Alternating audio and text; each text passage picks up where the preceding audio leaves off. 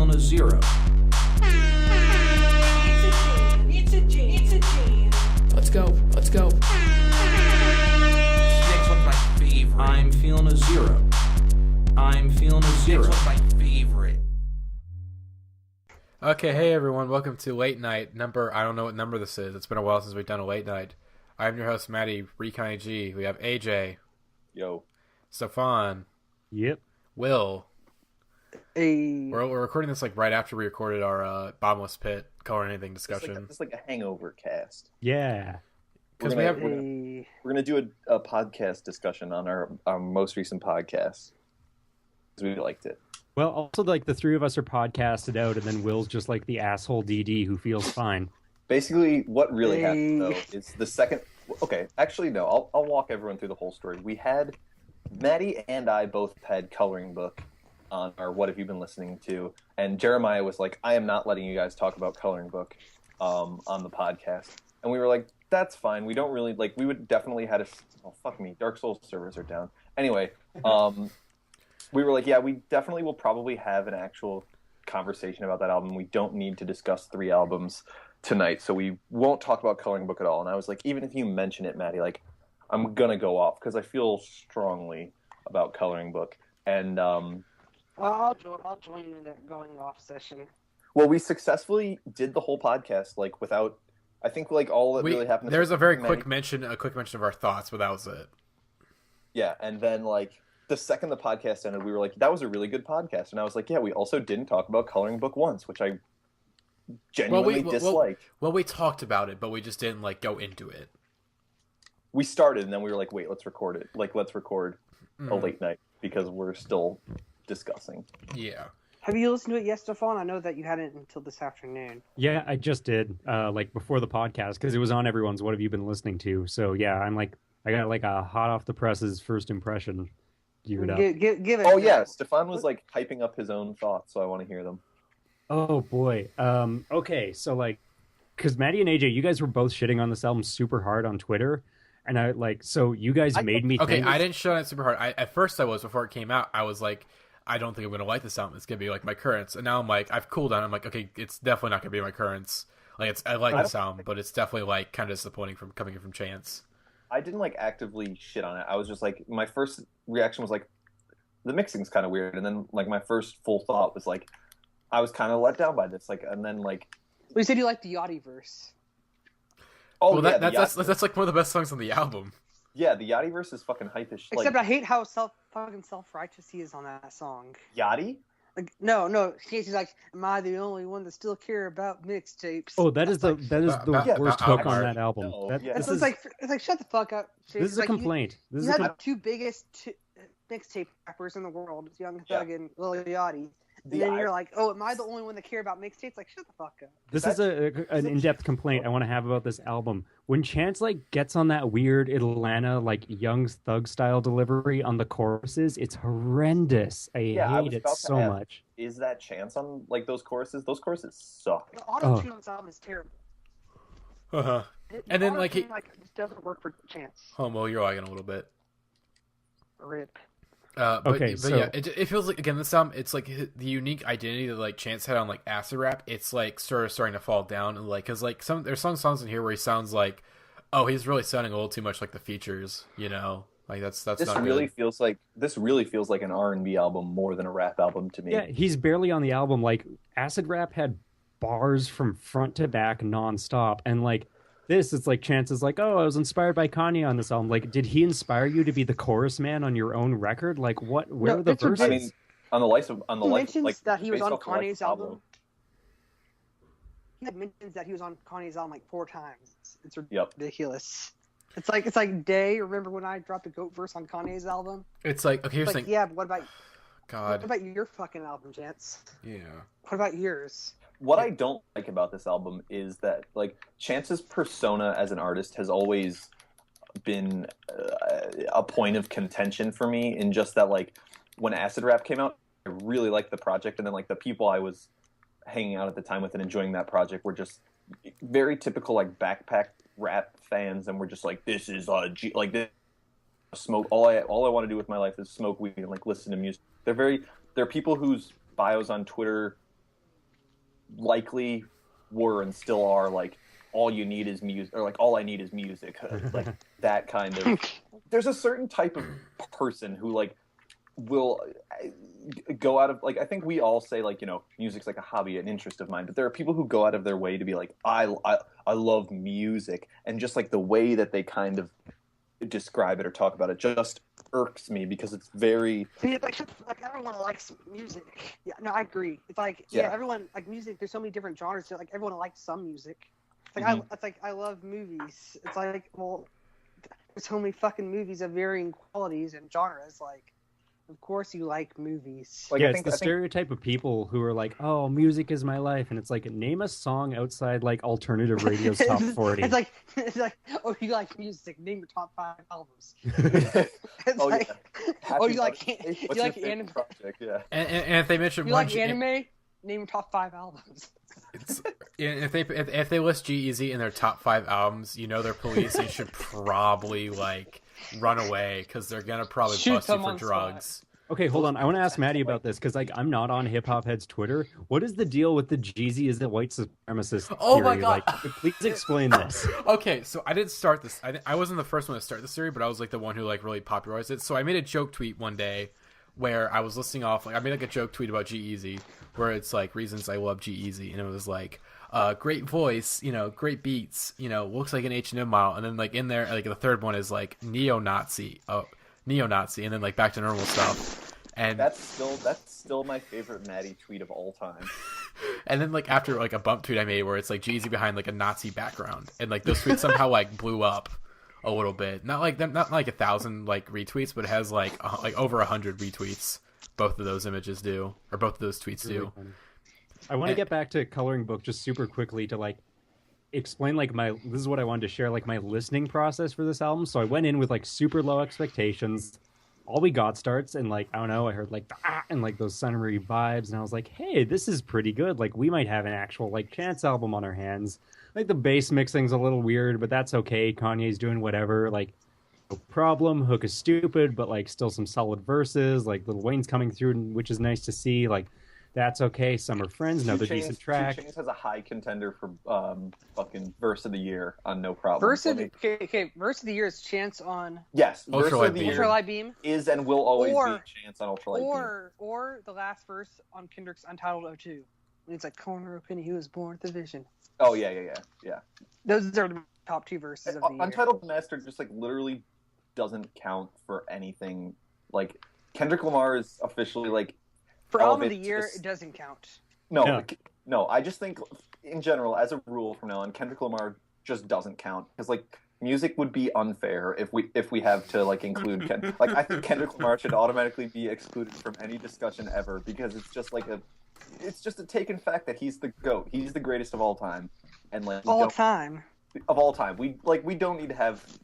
All time is still a bit. I'm prepared to go there just because the context, like this is all based around To Pimp a Butterfly still too, pretty much, but just like the context of what hip hop and that culture means, like right now compared to any other time, just like, and then to have someone like Kendrick pretty much objectively at the forefront of it all, it's just like Jesus Christ. This is G-Eazy Christ. Jesus Christ. Oh this is like a fucking. This will never happen again. This is like. He's like the Beatles of hip hop. If you want to go there, no, that is completely untrue. You have Biggie and Tupac. Okay, but like. Here's the thing. But wait though, Biggie and Tupac are dead though, so like they're dead. Well, no. Still Here's the thing. Kendrick Lamar is alive. Biggie and Tupac are dead. Kendrick Lamar automatically wins. From a cultural standpoint, this is the stuff that we are like not allowed to talk about for To Pimp a Butterfly, but like the cultural lens and like the discussion that is surrounding the culture and the genre right now for an artist like Kendrick Lamar to be working is like incomparable to Biggie and Tupac in the 90s, I feel like. Also, like, okay, so yeah, I agree with you, AJ, but like the distinction is Kendrick, like you can't call him the greatest of all time right now, but in 10 years he will be. Like his music will stand the test of time, and like he will stand with the greats absolutely, and maybe even be the great. Like there's no question about it. No one else is doing what he's doing right now. Also, hold on. Can I very quickly? Okay, just going back to Coloring Book, very quickly. Okay, yeah. Literally, I the only my summary of that. the best thing that comes from this album is is that someone did like a Photoshop of Chance's hat, where instead of saying 3, it says "Make America Great Again." Yeah. Only good part. I'll probably make that the thumbnail of this video if I can. Okay, so with Coloring Book though, like let's go back. I want to actually talk about it. Like we need to not talk about. Yeah, fuck Kendrick Lamar. He sucks. Let's talk about this is all I'm going to say about Coloring Book. So, like, All We Got, No Problems, Summer Friends, like, decent tracks, enjoying it, got high hopes for the project. And then Dram Sing Special comes on, and I was like, fuck. He lost me. And, like, he didn't get me back.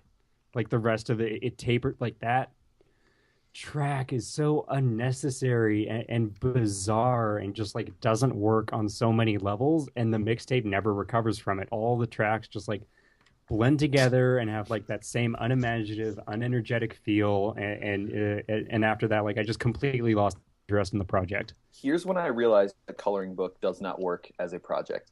I was I moved to Minnesota on Monday. It was a 12-hour drive, and I decided to listen to Coloring Book again just because I wanted to like get a good focus, listen to it, and that was a good opportunity to do it.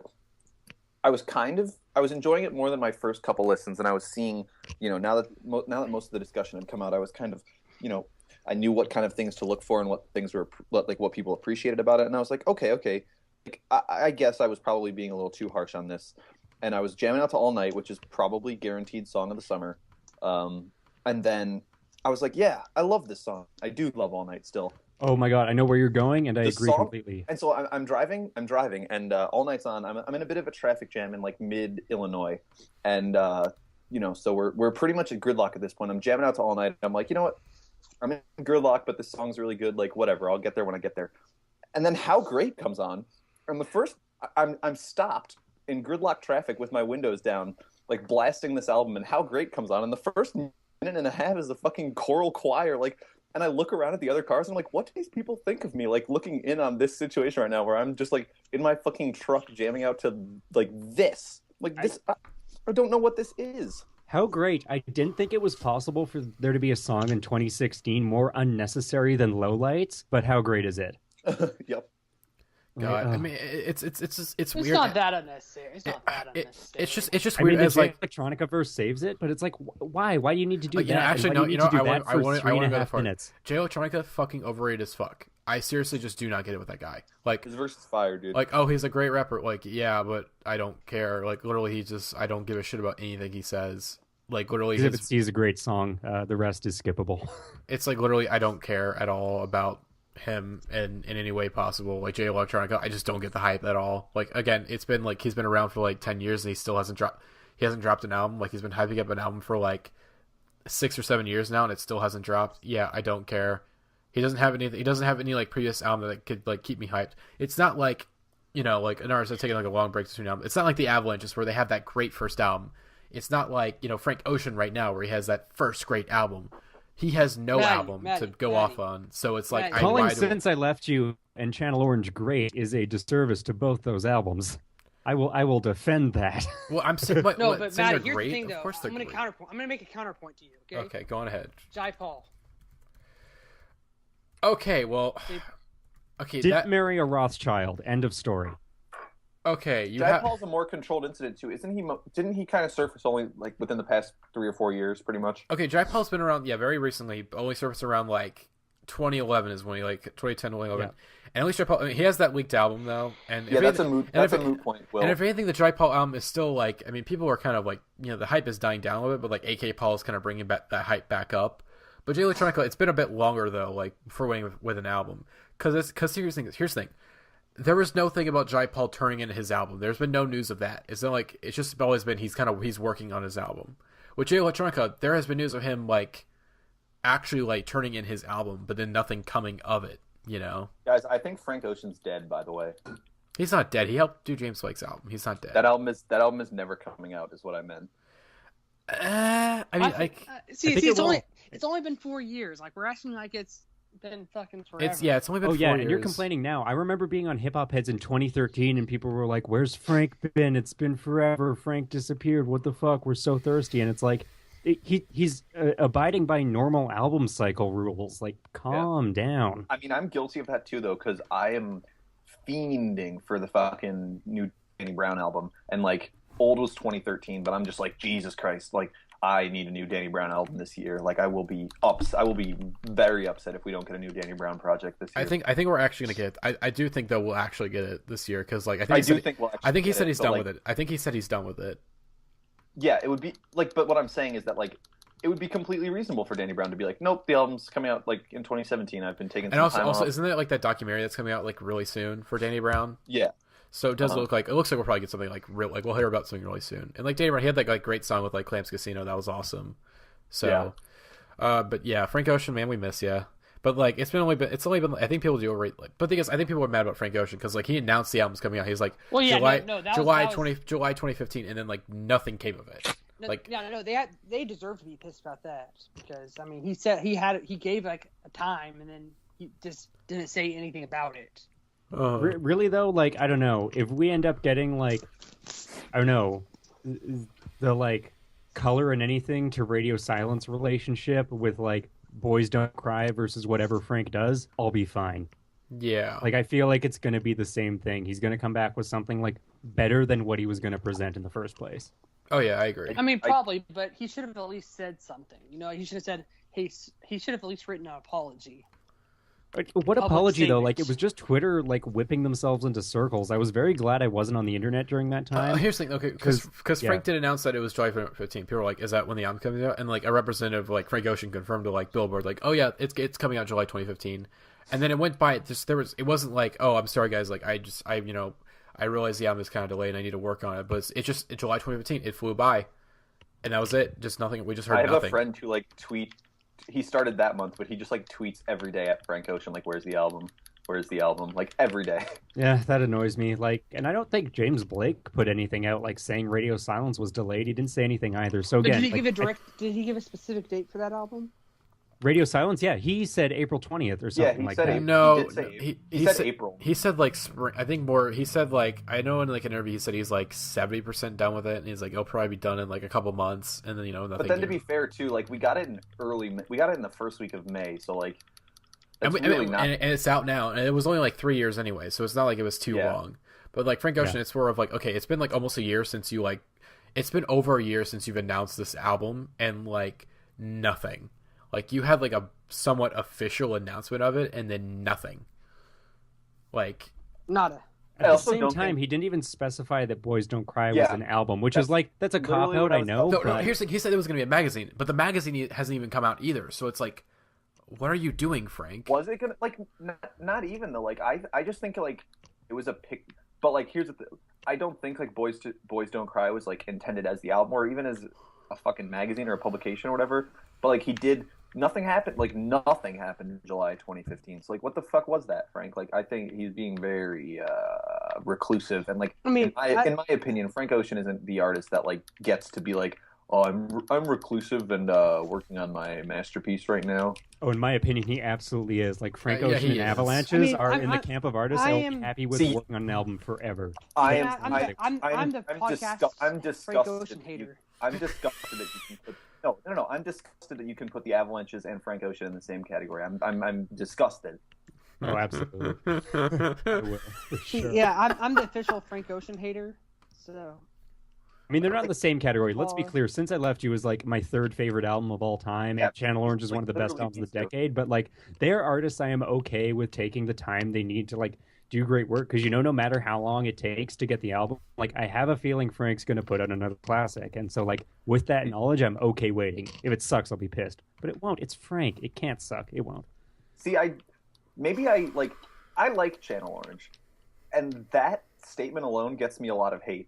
I like Channel Orange. Yeah. I don't get what's classic about that album, especially like maybe 10 years from now. Like if people were like, yeah, that album was a classic, but like the instant it came out, people were like, this album is classic, and I'm like, this album is a good pop album. I like it, but like Jesus Christ, it's more than that, AJ. Though it's more than that. There's every song. It's like the coloring. Like, every song on Channel Orange is great. Every song has a purpose, and it needs to be there.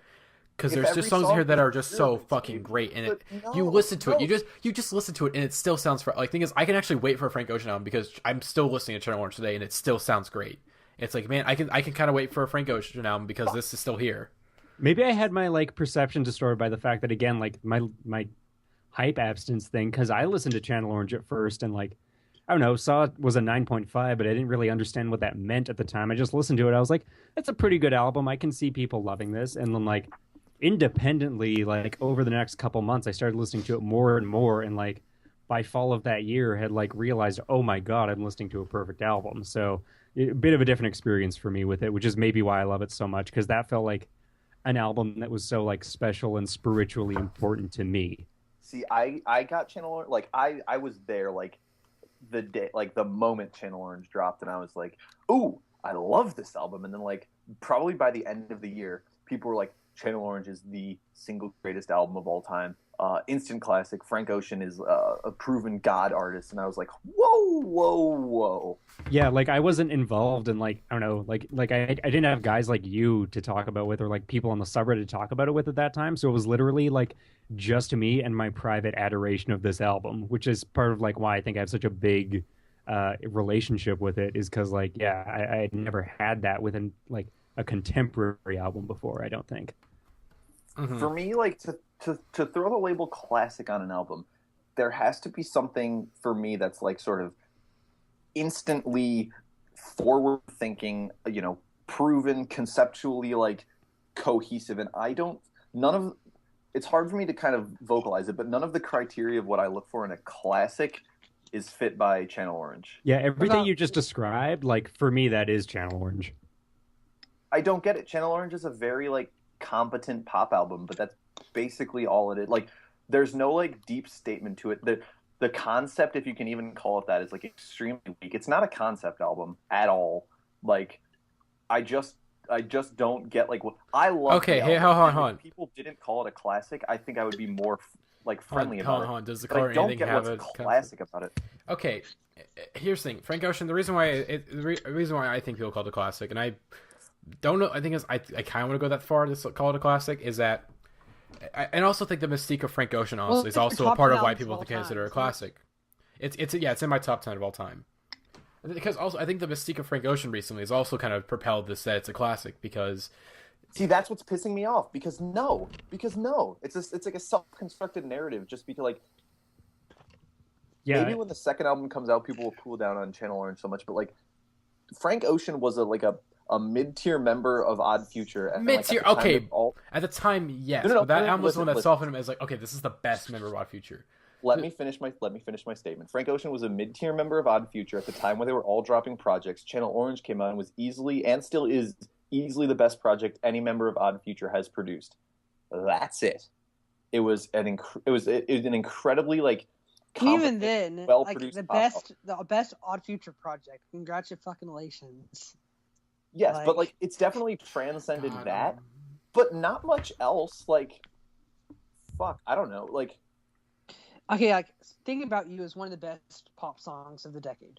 Jeremiah is not allowed to listen to that episode. Like, he'll have a heart attack and die. Hey, at least Matty and I are like defending Channel Orange for it. Pyramids is a good song. Lost Channel Orange doesn't have to be defended. Okay, you don't have to defend Channel Orange. It's hard. I just have. No, I know. Okay, now usually I'm really good at defending these things and saying like this is why it's a classic. But I can't. Like it's just like you just listen to it. It's either you get it or you don't get it. I hate to say that. Like I feel like such a hypocrite for saying that. Either you don't get it. I don't get it. I don't get why it's a classic. I don't get why it's a good album. Well, I'm gonna. I don't get why like people are like this is a 9.5. This happens to me too when I try to have the discussion of like, no, Good Kid, Mad City is not better than To Pimp a Butterfly, and then like whenever I have that conversation, that's subjective because they're both classic albums. Yes, but whenever I have that conversation, I come out like I'm shitting on Good Kid, Mad City, and I have to stop myself and be like, hold on, I'm shitting on Good Kid, Mad City. Like this conversation sucks because I have to like talk down Good Kid, Mad City. Good Kid, Mad City is a classic album. Okay, yeah, I understand what you're saying there, AJ. Like, I just love Channel Orange a whole lot. Like, I get that you like it, that you don't think it's a classic, and like, yeah, that Good Kid, Mad City comparison, I like totally done here's that the too. thing. Okay, Like, people, To Pimp a Butterfly is better. Okay, the reason why people call Channel it's just such an album that everyone loves. But there's just so many people that love that Not album. everyone loves it because I don't like it. Okay, So, most people love that album. Like, for me, that does not make an album a classic. I agree. There's so much discussion about it, and it's so Okay, like most people love Funeral. What makes Funeral a classic? Boy. That's a horrible question. Boy. Yeah, that is a good. I want you to actually answer that question. I'm What not makes saying it's Funeral- not, but it's hard to answer. Maybe that's what Channel Tell Orange me is like. why It's another Funeral intangible is a album. classic album. In words. I'm pausing Dark Souls and I'm lifting up my microphone. Funeral is a classic because in 2004, an independent rock album that came literally out of nowhere and is the most emotionally cognizant, conceptually consistent, most musically interesting album of all time to be released out of nowhere in 2004 when music was arguably at one of its most commercial periods. For an album like Funeral to exist, succeed, be immediately recepted and welcomed, and essentially, here's the thing, I'm putting the microphone back down now because I'm about to make the most absurd statement I've ever made. Funeral literally changed indie rock forever. I'll go that's further. true. Wake Up. Wake And Up. I agree with that, but like you have Wake to Up use your changed. words. Wake Up changed indie rock forever. Everything that came out after Funeral sounded, in a way, every album that came out after Funeral had at least one moment where it sounded like it was trying to imitate Funeral. you could say the same about Channel Orange. No, you literally cannot. You can't say that part about Channel Actually, Orange. You can say some of the other you kind stuff. of can about alt R&B. You can say you can maybe say that about The Weeknd. I think again, Trilogy. I don't know if it's seeing as Trilogy is like. I mean, people love that fucking love that those set of mixtapes, and those are the like. I mean, if we're talking like what like set of albums laid the groundwork for alternative R&B? Most it's like a split 50-50 between Channel Orange and Trilogy, and of course there's also maybe you can go even further and go like 33 and go 808s and Heartbreak, Trilogy, Channel Orange. I like Channel Orange way more. What about than Take Care? Listen, Take Care was completely influenced by The Weeknd. Wait, let AG talk. I like Channel Orange way more than Trilogy. If someone was to come to me and say, I think Trilogy is a classic, I would entertain that conversation more than saying Channel Orange is a classic. The Trilogy has this kind of establishing quality where it established The Weeknd as literally one of the biggest artists right now. And Frank Ocean's Channel Orange is literally just a good pop album that people talk about. It's not just a good pop album, AJ. You're bullshitting. It's a good pop album that people talk about a lot on the internet. That's the only classic quality. AJ, thing is, I will say things that I'm not a big Channel Orange fan myself. I barely even like the album. I do think it's a classic in that how much so many people love it. I think it's literally only a classic because people are like, man, I really like this album. Yeah, you want to go ahead and call it a classic? Yeah. But to that extent, maybe it is. I mean, if people are still talking about it in 10 years, then I think that's kind of the threshold, right? I mean, AJ, I'll tell you like this. Is Teens of Denial a classic? Ooh. No, because you cannot, when an album comes out, you can't be like, very few albums. Okay, I think the last album that on launch, literally the day it came out, you could say this album's a classic. Okay, To Pimp a Butterfly, but before To Pimp a Butterfly, it's literally Funeral. I think that is such a rare occurrence for an album to come out and you can immediately go, this album is. Okay, AJ, I will raise you one. My Beautiful Dark Twisted Fantasy. Okay, yes, I did forget My Beautiful Dark Twisted Fantasy. Okay, I was going to ask about that because those are the three, really. Yes. Okay, fine. To Pimp a Butterfly. Since and then what maybe In Rainbows, maybe. No, maybe. Kid A over In Rainbows any day. Yeah. Well, yeah. Okay, I'm not saying that it's their best album. I'm saying that it's an album that comes out and immediately you can call it classic. I don't think people said that about In Rainbows when it came out. Well, I wasn't there. I do think so, but in a very different way, just because it was like Radiohead had already proven themselves as a classic band, and at that point, every album they put out is going to be considered a classic. Okay, unless they prove otherwise. Can I go back to Trilogy real quick? I mean, I like them because I think people like. I think you guys are understanding its influence in alternative R&B a little bit. Trilogy or Channel? Trilogy. Trilogy. I'm absolutely not. I said it's more of a classic than Channel Orange, in my opinion. Okay. I love Trilogy, and I have a problem with that statement too. In terms of influence, yes, it's a bit more influential than Channel Orange. I will definitely say that because just on the basis of Drake alone, but of quality, like Channel Orange just stood up a lot better than Trilogy to me. Trilogy still is great. Trilogy is great, but it has flaws. Yeah, it has too much flaws for me to go. It's a classic.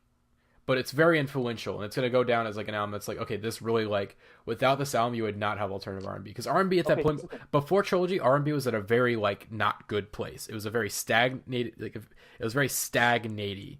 Like it was just, there wasn't anything interesting going on in the scene. Because some of the old guards were starting to finally die down. It was just sort of like, and you had Drake who was kind of putting some R&B elements to his music, but it wasn't really interesting. But then The Weeknd comes along, drops like House of Balloons out of nowhere, and just completely... You could say that House of Balloons is the funeral of R&B in some ways, for how that here's the thing. The Weeknd, here's the thing. Arcade Fire, The Weeknd, both came out of completely nowhere. Two, they're both from Canada. Matty, you've only listened to Funeral and like you've listened to Neon Bible once. Okay. Don't have this conversation.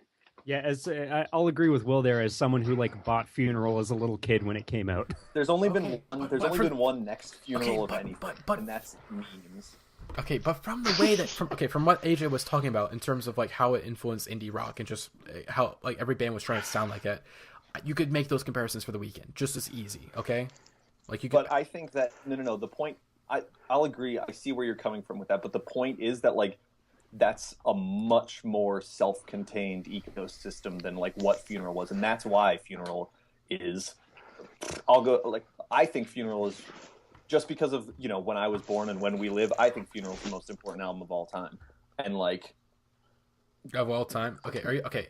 Of all time, are you for talking my, about... for For my you? opinion. For you? The most important album for you? Or are we talking like in general? Because if you're... Okay. Lay Pet Sounds. Exactly, thank you, Will. But actually, I disagree with that. The Beatles are more influential than that. Oh, yeah. No, I think if you had to like make a blanket statement and like say, give me the most important album of all time, it would be a Beatles album. I don't fucking like that. Actually, you know what it is? I'll go to my grave with this. Rubber Soul is the most important album of all time. Yeah, I'm not well versed enough. I would say. And here's why. Okay, Rubber Soul was a turning point for albums. I will definitely. I see where you're coming from. And everything the Beatles did was zeitgeist influencing. Like, yeah, Rubber Soul and Cohesion and everything was influenced by what Bob Dylan was doing, but Bob Dylan didn't have nearly the stage as the Beatles. Rubber Soul was 65, right? December 65. I will say Sgt. Pepper's, I think, is the most important album of all time, actually. I'm still going with it. For me, it's Pet Sounds, though. I prefer Sgt. Pepper. Actually, that's my favorite. It's my second favorite 60s album behind. Actually, I would go to my grave saying that Velvet Underground is more important to the music we like. Yeah. That's fair. The Velvet Underground thing is the thing is that I came into it with kind of virgin ears in a way, is that I just listened to alt rock radio and shit like that before the Velvet Underground, Nico. I don't really think the Beatles are super important to. But the Velvet Underground, like listening to the album, and it's like, hey, music is allowed to be weird. Okay, like, here's my mirror statement.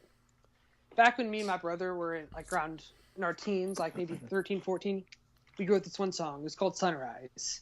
It's on YouTube. I'll maybe link it to you guys later. It's a pretty decent song, but we ended up scrapping it and deciding it's no good because it didn't have a chorus. We're like, songs have to have choruses. That's what we know. Then I listened to Velvet Underground Nico. I'm like, wait a second. Songs don't have to have choruses. They don't have to have anything. That makes sense? Yeah, that makes sense. That's what the Velvet Underground means to me, is that music, there are no rules. That was, I'll throw in my favorite album. Like, that was what Untrue was to me. It was this discovery of, music can be anything, but the purpose of music is expression. As long as you're expressing yourself through music and sound, then it's valid. There's no constraints. Before that, I had no idea.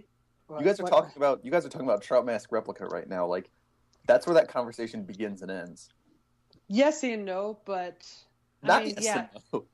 No, yeah, the thing is that it takes that to more extreme, but that doesn't mean that the Velvet Underground are any more or less weird.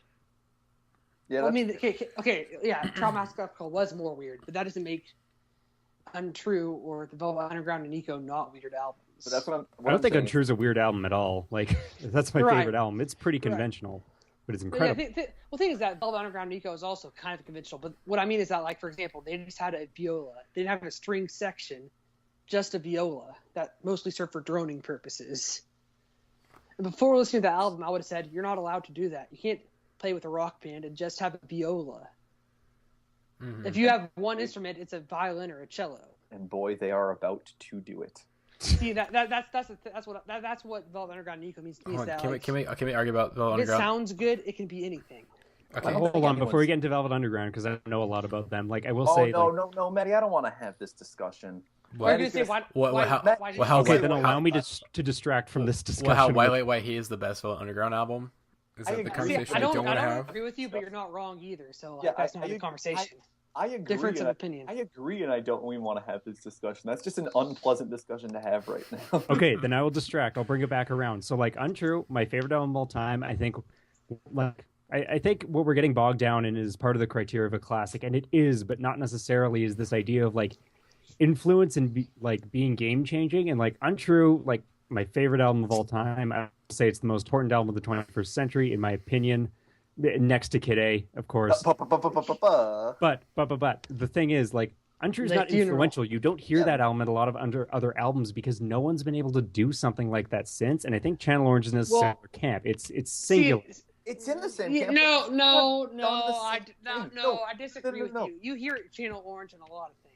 No. What I meant was like I agree with his assertion that like Burial is Untrue is a classic, but like you haven't heard its influence, and like you can't argue that Channel Orange is a classic for the same reasons, literally because you like very similar albums that have accomplished almost exactly the same thing have come out, and like a lot of them.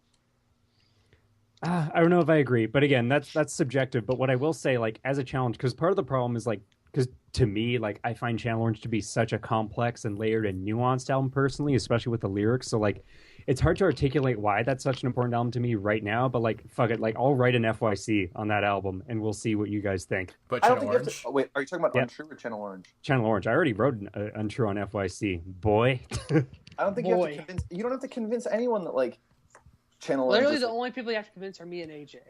No, AJ loves Channel Orange. Okay, now I'm gonna go back to AJ's corner here. Like, he likes the album, doesn't think it's a classic. I love the album, think it's a classic. I think you can. I don't like. It is okay to enjoy an album that like doesn't have the classic label slapped on it. I think Japanese Breakfast. Yes.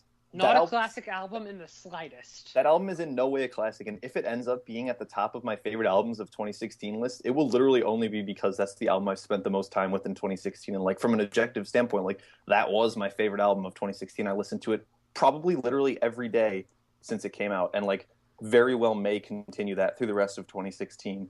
And like I love that album. I don't think it's a classic, and like I didn't even give it, I don't give it a 10. Like I gave it a 4 out of 5 on my first listen through and still have it in my like log and haven't changed that. And it's still sitting at my second favorite album above 1, 2, 3, 4, 5, 6 other albums I've given 5 out of 5 this year. Like Japanese Breakfast is above all of them. Yeah, that's a good point. And actually, like I do have a like example for that with my own taste. Like my second favorite of all time, Lost in the Sound of Separation. I love that album to death. A super important album to me. But yeah, I wouldn't call that a classic. So yeah, I see what you're saying. Like how Deja Into, I think that's my favorite brand new album and one of my favorite of all time. But I wouldn't call that it's an emo classic, but it's not a classic. Yeah, like and also classic within genre is a good point too. But The Devil and God is a classic. And that's what I was just about to say. Lost in the Sound, my favorite Under Oath album, but Define the Great Line is their classic. Exactly. Yeah. But like I'd say The Devil and God is brand new's classic, not just their classic, but I would argue it's a general classic. I would agree with that statement. Yeah. I'm going through and looking. I have a list on classic albums of like classics. Yeah. Really? Yeah, these are oh well no, it's my rock classics, so it doesn't really count. I have my classics though, like here's just a list of general things that I have like in contention for classics. I have Funeral, Neon Bible, Devil and God, Pinkerton. So Neon Bible isn't classic though. It's only a personal classic. That's a personal classic. Okay, it's at the very are top. we gonna talk? Okay, I'll let AJ go first. Personal classics. I want to talk about mine. You just ruined your point by calling that album a classic. Nope, that's only because like this was my list. It's literally at the top just because I was being very particular. But everything else is literally what I consider a classic. Like objectively, not subjectively. Yes, the rest of the list is objective. Funeral, Devil and God Are Raging Inside Me, Pinkerton, Blue, Since I Left You, Lift Your Skinny Fists Like Antenna to Heaven, Kid A, OK Computer, Benji, Sound of Silver. Benji, that's another one. I think Benji's a classic. Here's the thing. See, no, but it's not- it's not totally a classic if you say you like it. I like it too. I love that album. Okay, well, please shut the fuck up, please, for the love of God. A personal classic is not like an actual like objective classic. A personal classic is like this album means a lot means just a lot to me, and for me is a classic. I don't think it's like a classic overall. That's why people say Channel Orange is a classic, honestly, because it's a personal classic to them. And when so many people have like Channel Orange as like a personal classic, it just kind of becomes a classic album. I'm just now realizing that point, but continue. Yeah, I agree with Matty on that one. I think Channel Orange is a classic just because so many people do call it a classic. Yeah, it's a beloved album, and it's going to continue to be for a long time. And again, like timeliness is part of what makes a classic. I think Channel Orange is going to endure, like in terms of albums of this decade that we're still talking about in a long time. Well, then I suppose I can change my tune then from to slightly more negative in the fact that like I just don't get why Channel Orange. Perhaps. Again, I'll write that FYC, boy. See, no, I don't. See, I don't. Honestly, get it Stefan, either. get that to me as soon as possible. You don't have to like every classic album. That's true. I mean, There's we're just lots of like classics. discussing shit for the sake of discussing shit too. That's an important caveat to like bring to all this. You don't have to like every classic album. The problem is, I love Channel Orange, and I don't think it's a classic. Okay, can I tell you what Hot take? Okay, personal classics. Legitimate hot take. Okay, go for it. Oh no! I was just saying like that. What AJ just said. That's like a pretty. That's an interesting spin on like having an opinion about Channel Orange. I respect that. I don't think it's a hot take. Like I think there's a weird attitude that just like when you find an album you like and like listen to an album, you have to elevate it to this status where it's sort of protected from any criticism. And the fact that it's just like, oh well, it's Channel Orange, dude. Like you can't, there's no discussion that needs to be had about Channel Orange. I feel like it's an album, and I think it's a very rare case where an album can be like this soon in its life. I think Funeral is now just getting to the point where it's just like, yeah, holy shit, like Arcade Fire's Funeral. You need to listen to that album. You need to accept that it's one of the greatest albums of all time, and you need to move on. Like you just need to have that working in your consciousness. My personal classics albums. Okay. Oh, I thought you were muttering under your breath. No, I want to talk about again. You're talking about personal classics, and it's like I want to talk about my here's the thing. You call it Redeemer Bunce or Redeemer your favorite album of all time. Yes. Is that album a classic? No, it's a personal classic. It's a personal classic, and there's a very big difference between. And it's not again to many people. It's not a personal classic. It's a personal classic to me. Like I'm probably like one of like maybe like a couple hundred people who think it's like a personal classic to them, and they fucking love that album. FYI, I'm stirring up shit in the other chat right now. Ooh. Wait, hold on. I gotta see this real quick. Sorry. Oh fuck. Oh, chances maybe I'm trying to discuss. She probably listened to the not going to go well. Oh god. Okay, you guys aren't seeing this. Okay, so here's the recap for all the people who are listening. So Alex posts in the chat, Chance's baby mama tried to cheat on him. Oh my god, discuss. I forgot we were recording this. Jesus Christ. Okay, AJ says she probably listened to Coloring Book once, and then Jeremiah's like, "What? Are you talking about that line in that one song?" And Alex is like, "Yeah, but there are other things too, Jeremiah, because that's either about a pillar of Salt Lake Roll or the music industry." Oh boy, this is getting heated up. Okay, we should probably end this episode. Okay, personal again. I guess you guys want to give your personal classics. I got it like right here, real quick. I actually have a list of. Okay, my personal classics. This is very off the top of the dome, very off. But okay, Blue Album is a classic. The Velvet Underground and Nico, that is a classic album. And the Aeroplane Over the Sea. We're gonna go with Devil and God Are Raging Inside Me. You have Funeral, Kid A, The Moon in Antarctica, The College Dropout, Supreme Clientele, and those are just my off the top of the dome classics right there. I got a couple listed here right now on my Twitter. Okay, so Redeemer Dean Blunt, y'all already know. Go watch my FYC video on it. I said Pet Sounds. So I feel like calling Pet Sounds a personal classic. I'm gonna try to exclude albums that are like, okay, these are already like established classic albums. Obviously an actual classic. So I'm gonna try to dip away from like established classic albums. The Money Store, Death Grips, really like most of Death Grips' discog I would say are like personal classics to me.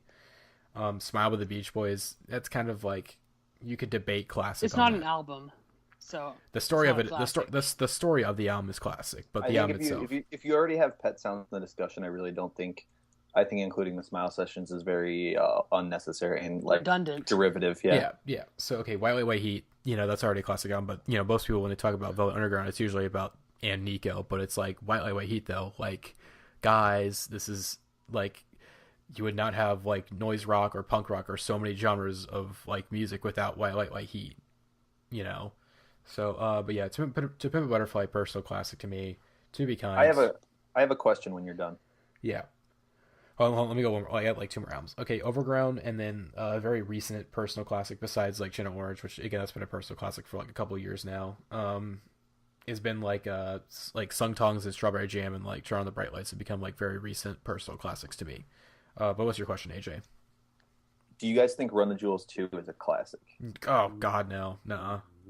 No. Yeah, I also agree with no. I was looking at I was very quickly throwing together a list of what I consider classics from this decade, and I think I'm like looking at this list. I'm sure there's. If it's just of this decade, then yes. But in Oh general, no! I was saying like what I think will endure. Like I'm looking at. It's not. Run the Jewels 2 is an enduring classic, but at the time, yes. Sure, it's like a 20. This is the very short list I was able to scrap together of what I think classic albums of the 2010s. Lonerism, My Beautiful Dark Twisted Fantasy, Good Kid, Mad City, To Pimp a Butterfly, The Suburbs, and then even these last two, The Monitor and Sunbather, I think are more personal than anything. I would have a tough time calling those classics. But so, well, I don't know. I said it, but I'm convinced Channel Orange is a classic. Even though I don't even like it, it's a classic. I don't know what it is. I don't know what it. This is a whole new wrench to throw into the discussion, but like we could argue it rather than a classic, it's an essential. Like it's ingrained in the culture for sure. I can call it an essential. Yeah. I cannot call it a classic. Guys, we did it. We had another constructive discussion. AJ, are you done or? I mean, yeah, but okay. Like this is the list. Tell me something that's like immediately missing from this album of classics of the 2010s. Lonerism, My Beautiful Dark Twisted Fantasy, Good Kid, Mad City, To Pimp a Butterfly, and The Suburbs. What else will be... The Modern Vampires of the City. I don't even know. That was my favorite album of 2013, but only because 2013 was a very inconsequential year. I think that's a classic album. I think Contra is more of their proven classic. Like already, it's got their bigger singles. That's just so untrue. It's Modern Vampires of the City. Everyone says that. That's the one. No, AJ, no. Like diehards say Contra, but everyone else says Modern Vampires. Am I being a Vampire Weekend hipster right now? Yes. I think Contra is like their classic. Which one do you prefer? I think Modern Vampires of the City is a much more like mature and just like that's what I love about Modern Vampires of the City is such a startling like a stark contrast from Contra where it's just like holy shit like this is a very mature nuanced album for Vampire Weekend who were established on Contra as a fun like capital top of the pack like fun inconsequential indie rock band. That's why Modern Vampires is a classic. It's because it established Vampire Weekend as a players. And then nope, I think Rostam dropped out, and now they're not. But I think Modern Vampires of the City is like I think Modern Vampires of the City is so good, like because Vampire Weekend was already established with their classic album Contra, and it was like holy shit. Okay, that's their AG. You're getting mixed up. It goes Modern Vampires, self-titled, then Contra. In terms of classic. What the fuck are you talking? Absolutely not. Absolutely not. Have you looked at our essentials list? Remember when I got us feeling positive about everything at the end there, and then we kept going? There is no end to this. This is never. Did you see there's self-titled on there and not Contra? Is it really? I don't go on the sub. I don't use the sub like active. I'm not a big part of the sub community. Where's our essentials list? Hold on. It's on the sidebar. While you guys are looking, I'll list off my personal classics. Yeah, Untrue, the greatest album of all time for me. Lost in the Sound of Separation. I already mentioned these three. That's a hugely important album. Since I Left You, life-changing album. Sunbathe, hugely life-changing album for me. And then I don't really know what the fifth one would be. I'll throw in Talk, Sigur Rós there as an honorable mention because they have some objective classics, but that's like the real, like that's the one that gets me on a personal level. Really recent classic that I'm going to be the only one who is like hailing this album in 10 years is Frozen Niagara Falls by Prurient. I haven't talked about this. That's a good fucking album, dude. That's an incredible album. Like that shot up. That's retrospectively like, if not for To Pimp a Butterfly, that would have been my like album of the year. 2015. It's your number 2 right now. Sorry, is that your number 2? Yeah, that's my number 2 now. Sorry, New Bermuda. I cooled off on you. You're great. Okay, I cooled off. Yeah, see, yeah, Harmlessness is I think Harmlessness in 10 years, I think that will grow a cult. I don't. I love it. You know I love it, but I'm looking at our 2000s essential list on the subreddit. 2 albums stick out to me like sore thumbs as just like, what are these albums doing standing among the other ones? Number 5, Arctic Monkeys. Whatever people say I am, that's what I'm not. And then number 20, Of Montreal, Hissing Fauna. Classic? Essential? I don't know. Essential, not classic, but that's a big album. Actually, and then the shout Postal out to Service is like not, that album is not even that good. Like the Postal Service have a classic song, but that album, I don't know. And also that song's not even that good. Which song are you talking about? Such Great Heights, duh. Yeah, that's a one. No, I love that song. The thing is, I don't like that album, but I fucking love. Then I'm looking at our 2000s essential list. I think every other album on 2000s. there. Yes, I'm only looking at the 2000s right now. I think every other album on there stands as a classic. Well, what's wrong with our essentials is that we have the 2010s mixed in there. We can only have 3 albums. Well, you can't separate them yet because. Right, but like Yeast is in. Join and Newsome is not in there. Yeah. I'm not saying that like these are the classics. I'm saying that everything on this list, except for the 3 that I picked out. What about Demon Days? Yeah, Demon Days is absolutely a classic, dude. You can't, even if you don't like it that much, you cannot deny that, like, holy shit, that album was important as fuck and huge as fuck. Yeah, that was a big one. No, another one that sticks out is The Age of Odds. Yeah, I think that's sub preference. And and that's the thing. Sub preference skewed like the voting a lot when we made our essentials, which is not like I really don't think so. necessarily, but I think our voting process was flawed in that like the most popular albums, even if they were essential, got in. And I think what we need to do, mods, if you're listening, on the off chance, the next time what we need to do is we need to like have a preliminary vote where we vote which albums are going to stay essential and which albums aren't, and that albums are going to get voted out. Because like if people are just putting like a Merryweather Post Pavilion and Funeral in a thread, those are going to get the most upvotes, and it's going to draw away from like a measured discussion. I think we need to say like, okay, the sub collectively decided that like these 6 albums we put in last year are no longer essential. What are 6 albums that deserved it more? And then that's the premise we. Yeah, I think that's true. Like we need to keep, like, obviously we can agree that Merryweather Post Pavilion stays. Oh yeah. No. I was citing that as an album. Yeah, like, exactly. It's like an I was saying, exactly. I think. So we need to decide, instead of voting for albums, we need to vote against albums. Initially. I think there's 3 albums you cut off of that list. I already told you: Arctic Monkeys, Of Montreal, and Postal Service. Every other album, I think, is a proven classic. No, but things the sub fucking. I think Postal Service stays because the sub fucking loves that album, and it is kind of a precursor for Indie-tronica. Example though too. Yo, guys, I gotta edit this podcast, guys. I gotta edit this first fuck podcast you. and then this podcast. It's Indie-tronica though. Yeah, That's an gotta wrap important this up. Indie-tronica album. Oh, I don't know what you're talking about. I was moving on. I was saying that the 90s list, I think, is perfect. I think there's nothing I would remove from the 90s No, list. yeah, there is one Swans. This comes from the biggest Swans stand on here. Dude, no. Soundtracks for the Blind is the one a lot of people. We all got into Swans late, I think, but Soundtracks for the Blind is. I think Swans have multiple classics. I think Filth, Soundtracks for the Blind, and To Be Kind are all Swans classics. Okay, how do we wrap this up? Okay, yeah. It's hard. It's hard to wait. It's hard to wrap up. Do you guys want me to give you my address and the Indieheads can come chase me down and kill me for all of the awful things I've said in the past literally do that. 4 literally hours? Do that. Literally give your address right here. Do it right It's now. your real one. You're not real. I don't even know it. You can give me your address, and I will come defend you as the person who like butted heads with you the most on this podcast. It's like 1067 Southeast 25th Avenue, Minneapolis, Minnesota. Boy. Wait, is that your actual address? Do I have to send you this in editing? I believe so. I mixed one thing up, so like people. Okay, guys, we're gonna end this late night podcast. Hopefully, find you guys enjoyed this late night episode. It's been a No. while. Hopefully, we can keep. Hopefully, we can come keep to this my being a step, regular knock thing. on the door, and tell me that I didn't like Channel Orange. Okay, we're gonna end this podcast. Hope you guys enjoyed this late night episode. We'll see you later. Bye. Bye.